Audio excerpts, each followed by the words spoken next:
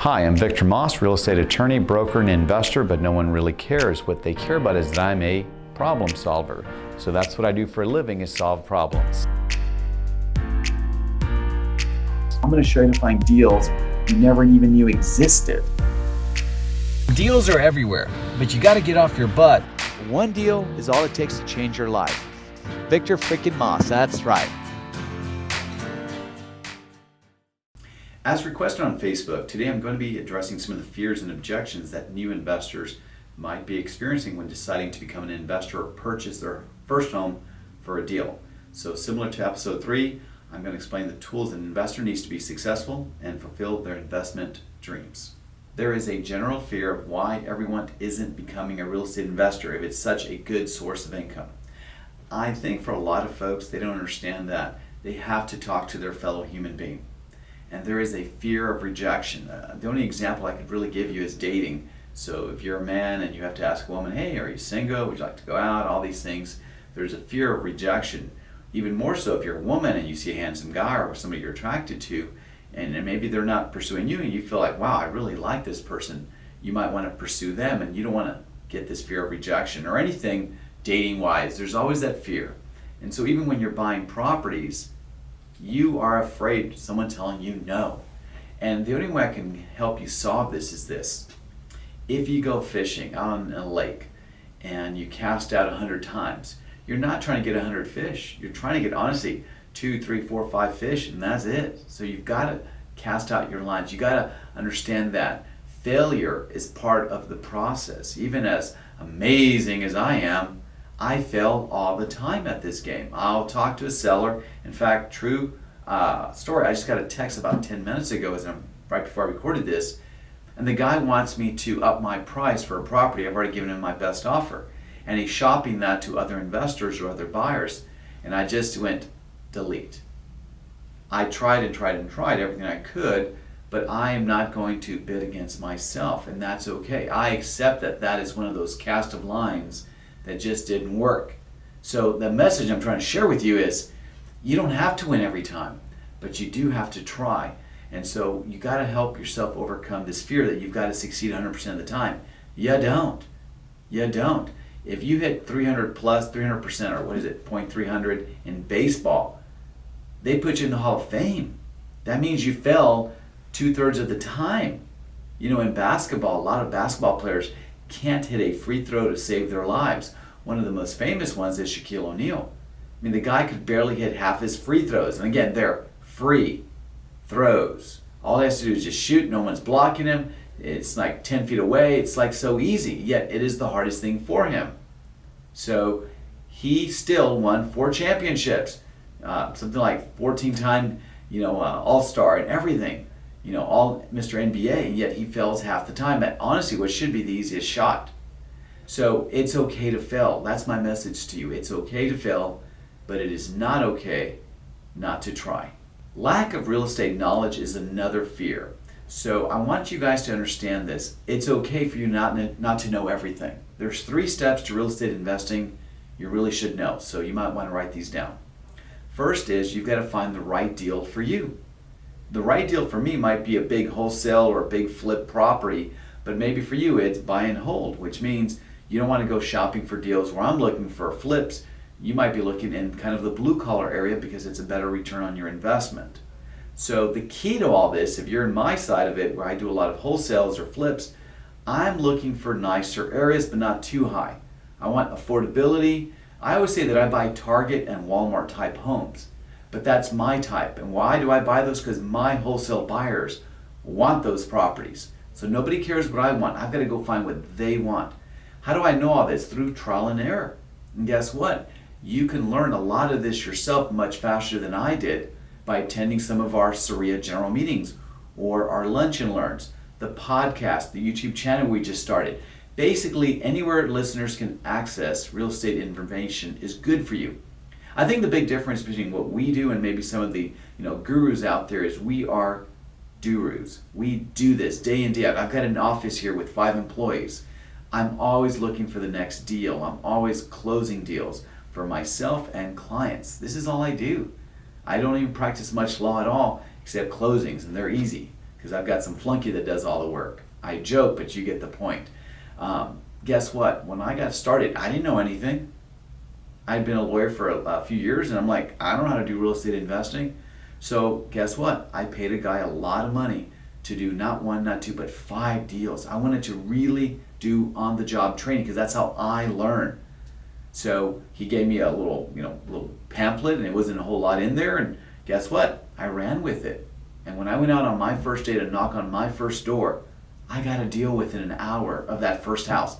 I knew it was vacant. I tracked down the owners, and I got the deal because I went and got some training. And some of you are out there saying, well, I don't want to spend any money, there's so much information out there. Yeah, there's general information, just like there's plenty of general information to be a lawyer, but you still go to law school. Do you want the guy that got his degree from a Cracker Jack box and he's doing brain surgery on you? No. You have to get some sort of education, or you're going to have to learn it the hard way. And that's very painful and very expensive. So don't be afraid to come to our general meetings, help overcome some of your fears that way. So one of the other things that gets people is lack of drive or procrastination. I have to agree that most people give up. Most people want the least amount of work as possible. It is a rare thing to find someone who takes pride in the things they do in life. Silly story. When I do my laundry and I switch it over to the dryer and I hear the buzzer go off for the dryer, I jump up as quickly as I can. I go take the clothes out. I lay it all on my bed. I spread out the shirts and everything right away because I don't want to have to worry about ironing. And so I've gotten myself trained in doing that for years. Most of my nice shirts or polo shirts I just put on hangers. And it's a silly story, but the point is you got to have a reason why to be an investor. You've got to have a reason not to procrastinate. There's really only 2 things, Tony Robbins thing. One is fear. Second is pleasure. And which of the 2 is more powerful? I think fear is. And so you got to drive your personality to be fearful you're going to miss out on something. So for me, I love traveling. And if I don't do this kind of work that I get to take off when I need to or want to, or make the kind of money I want to, then I can't do those amazing things. We're coming out of a pandemic here with COVID. It's July 1st as we're recording this. And I'm telling you, I'm going on a trip this weekend to Houston. I think it's my 2nd or 3rd time. It's an easy drive. I enjoy it. I love the vibe there. It's very inexpensive. But I've already been to Miami, Key West. I've been to Chicago. I just came back from Vegas. I'm going to Utah at the end of the month. I'm planning some trips, maybe even go to New York or Guadalajara next month. I'm thinking about that. They don't know this is the staff is paying attention to me. They're like, what? Yeah, I can do that. I leave on a Thursday evening, come back Sunday. I enjoy these short little trips. I don't need to go to Europe or anything like that. But that motivates me to not procrastinate. That motivates me to take some real massive action. I just hired somebody recently because I want to get even more deals. And so there's so many deals out there. So if that's your fear, is that there's no deals out there. There's too many. I'll show you how it's done because there's just too many. I'm not trying to do 100 or 500 deals a year. I'm happy if I do between, honestly, about a dozen to like 2 dozen deals a year. Why? Because the profits on each deal is so incredible. When anybody ever brags that they've done 20 deals this month or 50 deals this year or 100 deals this year, ask them, how much do you make per deal? And what I see out in the real estate world is that they make, give or take, about $5,000 per deal. I just closed one yesterday and we netted $70,000 on a wholesale. And that's no joke. I just did a flip a few weeks ago and I netted about $150 on that one. Ta-da! So it's not the quantity, it's the quality. And I'm not trying to brag with you. I want to let you know that this career field is so amazing if you just jump on it. So one of the other concerns that you might have is you have a lack of time and money. So let me do the time portion of this. If you have a JOB, you've got, let's say, 40 hours a week and maybe getting ready and traveling, maybe another 10 hours. 50 hours is gone. But yet there's 168 hours in a week. Is that right? 168 hours, give or take? Whatever. 7 days a week. And even if you take out another, 8 hours a day, times 7, what is that, 56 hours? So basically, about 110 hours a week is just gone. But you still have over 60 hours, or 50 hours, whatever it is. You don't have to put 50 hours a week. If you just put in about 10 to 20 hours a week, you can do this. But let me guess, this is not a priority to you. Having fun is a priority. Spending time with your goofball friends is a priority. Getting drunk is a priority. Eating tacos, at least down here in San Antonio, is a priority. You don't have to give up everything, but you've got to balance it out. So when you say you have no time, you mean this is not a priority to you. It's kind of like working out. I'm 48 and I'm really good shape. I just ran this morning. No joke. I don't think the staff knows this, but I got up super early this morning. I couldn't sleep and I went for a 5-mile run. And I'm telling you, it's awesome. You know, I get home, I'm like exhausted. I'm still sweating for a good 30 minutes. It's a commitment. If you can't make a commitment, whether it's to real estate, your health, your family, you will fail at it. So it's really on you to decide, can you make a commitment or not? The other part of this is money. You don't have a lot of money to do real estate. I get it. The great news is you don't need any money. You can buy properties for $10. I'm not kidding. You can put a house under contract for $10, open up title at a title company, and in the meantime you can assign that contract or borrow money through hard money or private money and close the deal. Now the exit strategy is not important right now to this conversation, but money is actually the least concerning problem you should ever have. You don't need any money. Your biggest challenge is finding good deals, and I'm going to teach you where to look for deals. I'm going to teach you what good deals are. I'm going to show you what exit strategies you should consider so that it's very profitable for you and very little risk and very little money. Comfortable with a guaranteed job that has set hours and wage instead of investing that has the possibility of no results and lost money. So what we're talking about here is there are many of you watching this. You need that comfort. You need that security of having a job. And the truth is there is no security with a job.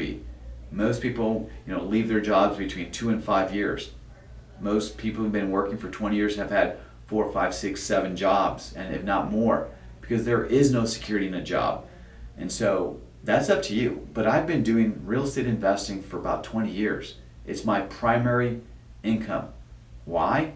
Even though I went to law school, even though I'm a broker, why real estate? Because that has the most zeros. I treat it as an opportunity, as a business, not as a hobby. So for me, this guy, I control my future.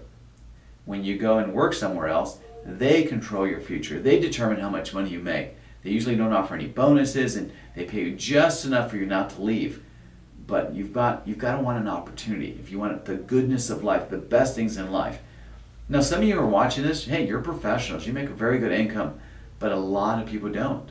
So this is another opportunity for you. So why is it that some people just can't make a decision and get into real estate investing? It's very simple. I think a lot of them are just complacent. I think a lot of people are just lazy. I think a lot of people are just fearful. And these are all just words to describe your uncomfortableness. I hate to tell you this, but I get uncomfortable all the time doing this business. Every month I get uncomfortable, and that's okay. I play the odds. Recently I went to Vegas, and every night I would start with $100 and I would play blackjack. Now why blackjack versus the other games? Because I feel like I can have some say in what happens. If I play roulette, it's on somebody else. If I play craps, it's really on somebody else. If I play the slot machines, it's really on something technology I don't understand. But blackjack you can control somewhat, a little bit. I mean, the house usually wins, but every day for 3 nights that I gambled, I won money. I actually won $1,200. So I was really proud of myself. All my food and drinks and entertainment was comped for the weekend. So real estate investing, it is risky, but I'm telling you, if you understand where to look, how to look, and what to do once you have these deals, you really minimize your risk. And the only body stopping you from achieving your goals is you. Sometimes you're going to run into deals that nobody wants, and that's a bad sign. I've been to many properties where the foundation is so horrific, it's better just to scrape the ground and start from scratch. Trust me, if the deal's good, everybody would be jumping on it.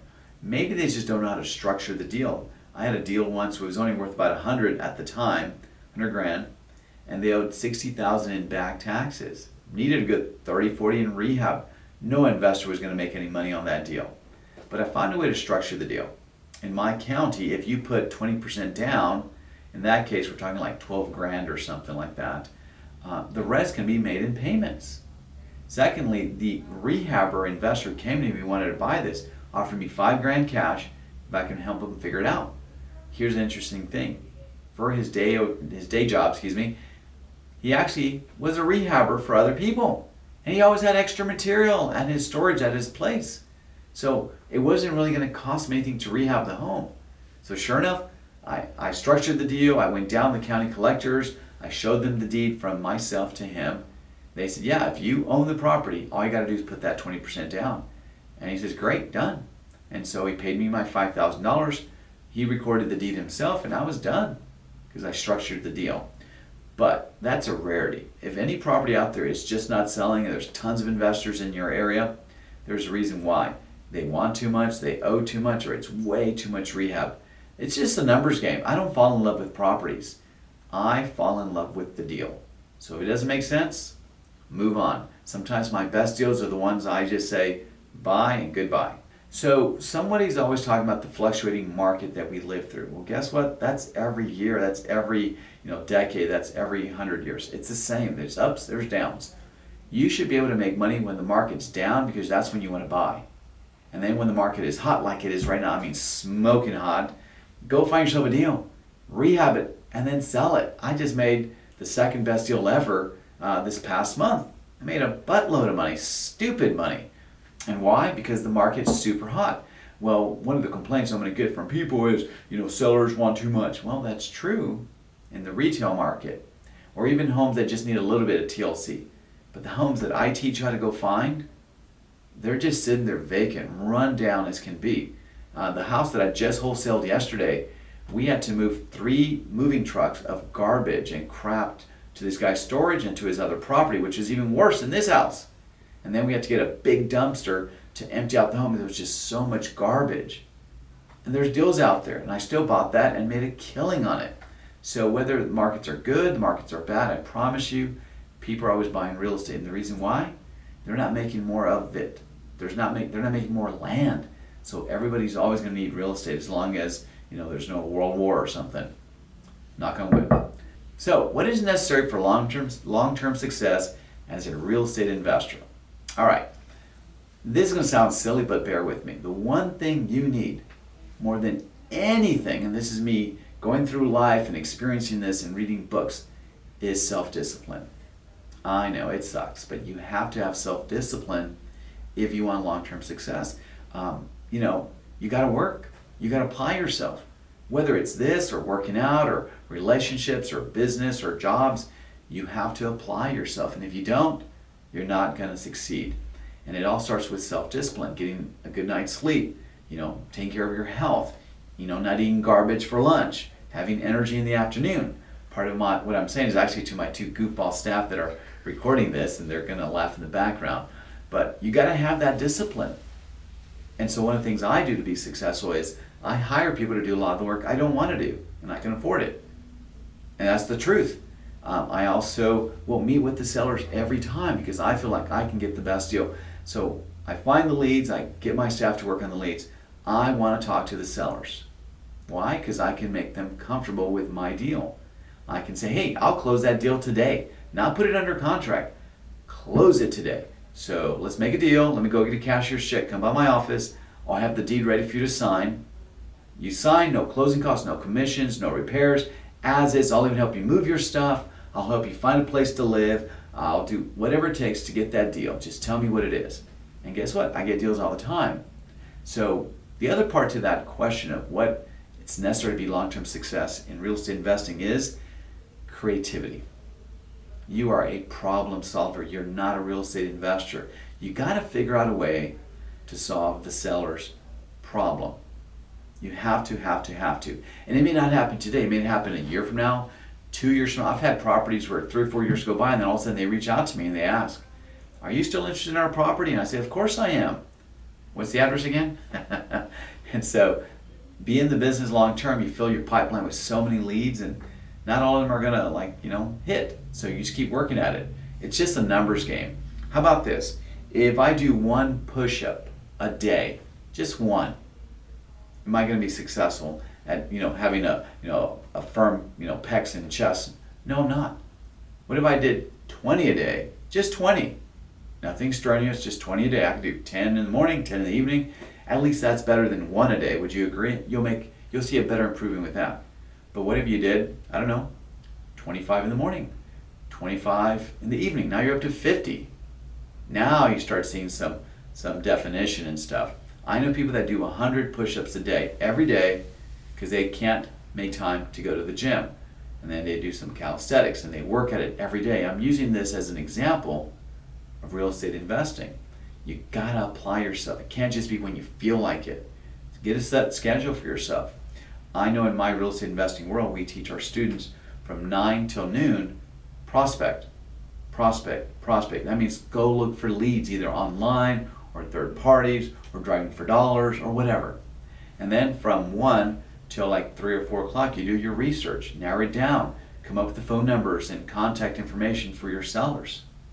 And then basically from 5 to 8, you try to call these sellers, text them, email them, social media messaging, you name it, knock on doors. That's what you have to do. Oh, but I'm too this, I'm too that. Excuse. Hey, self-discipline. If it's important to you, you'll do it. If it's not, you definitely won't do it. As always, thank you for watching our show. For more real estate investment and legal real estate content, please subscribe to our channel. Please follow me on social media, and the links are below. Don't forget to visit thevictormaas.com for coaching and future events. Also, listen to our podcast by searching for The Victor Maas Real Estate Show wherever you listen to podcasts. Also linked below. Until next time, this is Victor Maas signing off. Take care.